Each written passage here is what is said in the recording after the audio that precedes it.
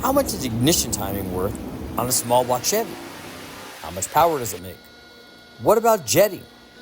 How about a carb spacer? What about roller rockers? Hello everybody, I'm Richard Holder, and as always, welcome to the channel. I am at West Tech Performance, and today I have a small block Chevy. That's right, an OG. Actually started out as an L98 tune port motor. Now it has a carburetor. I have a friend of mine that needs a V8 to replace an inline 6-cylinder in an old truck that he has. I thought, hey, the guys at West Tech have to have one laying around, and so I bought the motor, and now it's going to go in a truck. But before that, I want to put it on the dyno and make sure that it's a viable deal. And while I had it on the dyno, hey, let's do some dyno testing. So I'm going to show you the effect of different levels of ignition timing. I'm going to show you the effect of jetting. I'm going to show you the effect of stamped steel rockers versus roller rockers. That's right. And also a Wilson carb spacer on a dual plane manifold. Lots of cool stuff. Let's check it out. Okay guys, you can see we got the motor up on the dyno. We had to install a few things to get it dyno ready. This thing had an intake manifold but no carburetor, so we put a 650 XP HOLLEY carburetor on there. We obviously needed a water pump. We got a Mazir electric water pump. We have the dyno header, something that we bolt on when we're going to do the testing. Everything else was pretty much there. All we had to do was drop in the distributor, obviously time it. We had to hook up an oil pressure line because you want to monitor oil pressure when we do this.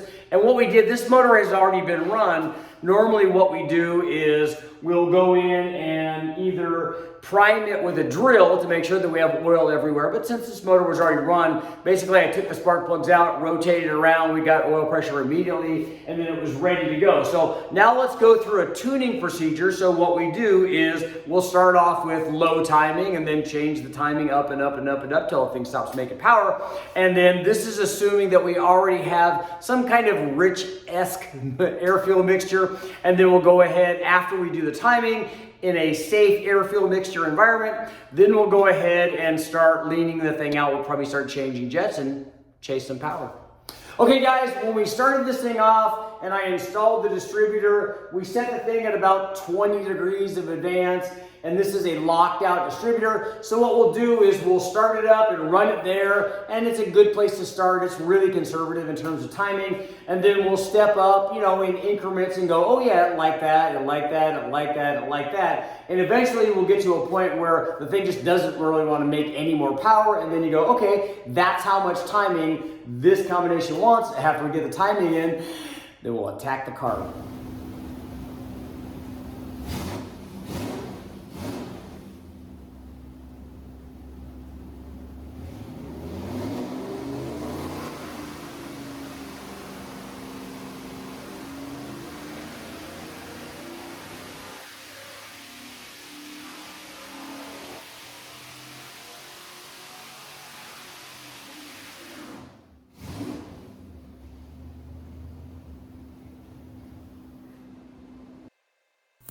We started out with very low timing, about 20 degrees, then we eventually went up to 25, then 30, and ultimately at 35 degrees.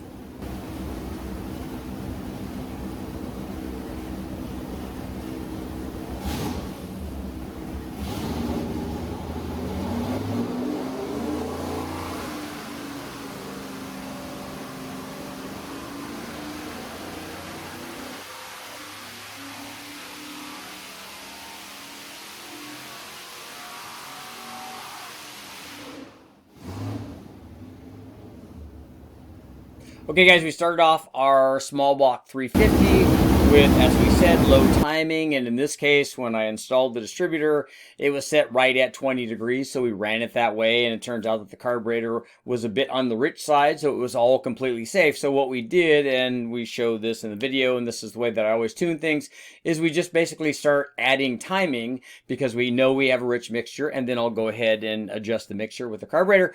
So our 350 was an L98 with an unknown camshaft in it. It has the 113 L98 heads, had a dual plane RPM air gap, a 650 HOLLEY long tube headers, and an MSD distributor. And run in this manner at 20 degrees, it produced 292 horsepower and 353 foot-pounds of torque. Here's what happened when we stepped up in timing. This was 25 degrees. As you can see, a big change in power, up to 321 horsepower.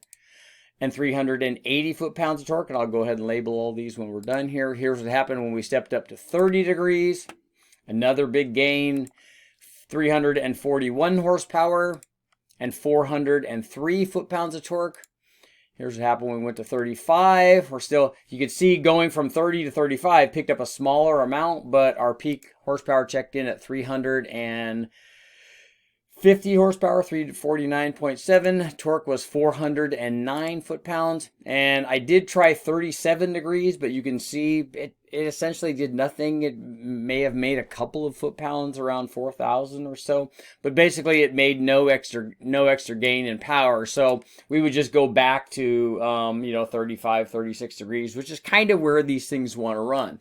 But now that we have all of our timing sweeps done, let's jump in and take a look and see what happened with the carb. Okay guys, time to take a look at the carburetor now. We're going to do a little jetting. We've got some air fuels that are in the 10s, so we need to lean it out. We've done everything we can with timing so far. Looks like 35, 36 degrees. Kind of stops making power after that, so we're going to bring it back a couple of degrees, back to the 45. And then we're going to change some jets and try to make even more.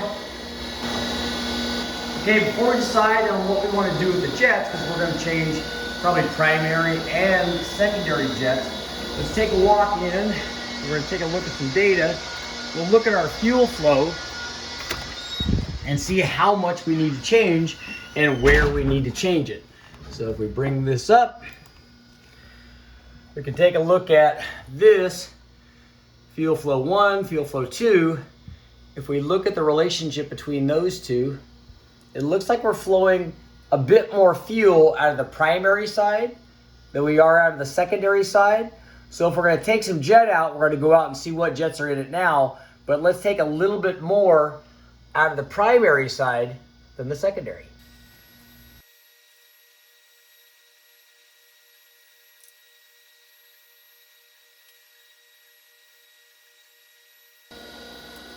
All right, pull the jets out, see what size they are, and then make an adjustment. So it looks like the primary side, 76. Now pull the secondaries out.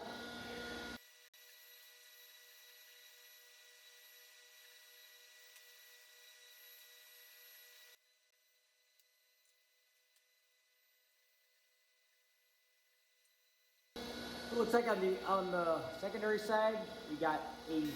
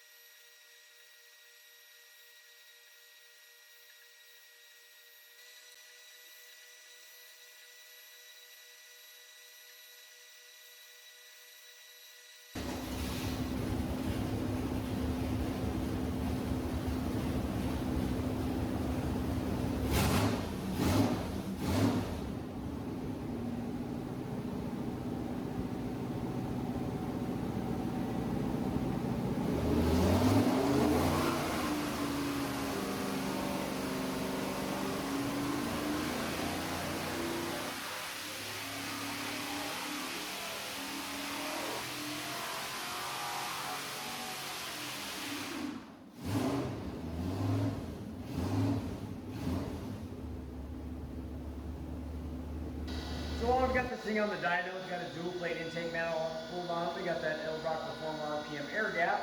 We got our HOLLEY 650 on there. But it is a dual plane. You want to see, hey, I wonder if we can pick a little bit more power up top by installing this. Wilson manifolds. I picked a short one.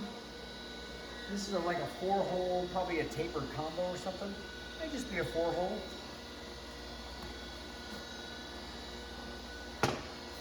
So we're going to open it up and pop it on.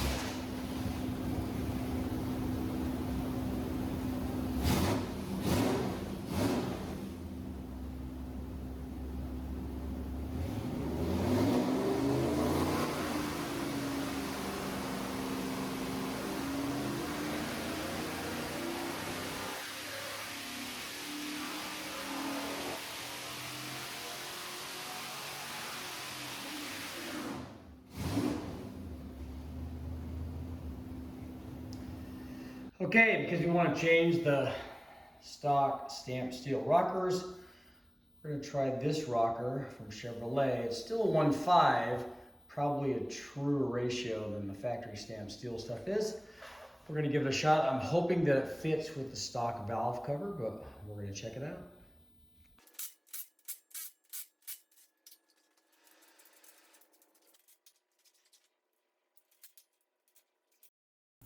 And just like that, all the rockers are installed.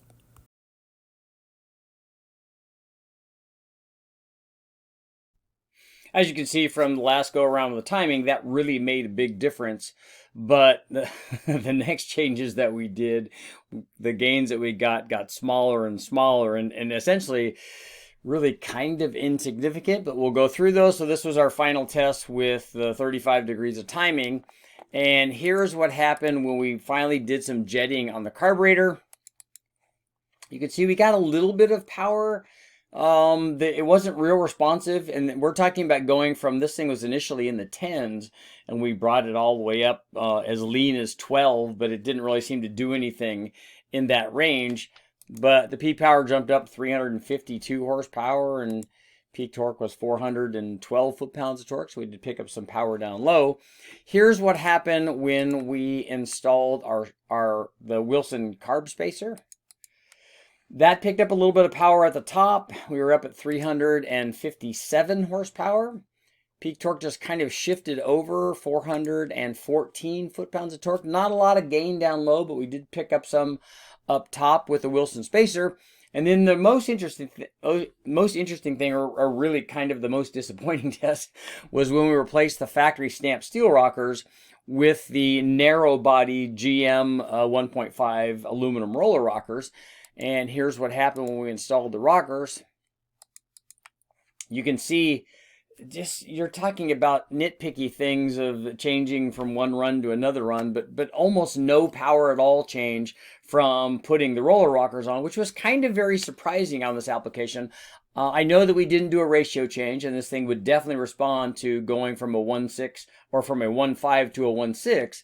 But it didn't really seem to gain a whole bunch on this rocker test from going from the stamped steel rockers to aluminum roller rockers, because we didn't change the ratio, and we didn't see a big change in, let's say, frictional loss from going to the stamped steel slider rocker to the aluminum roller rocker. Let me know what you think in the comments. But I'm Richard Holder. Please make sure, like, share, subscribe, ring the bell, do all that stuff if you want to see more testing just like this.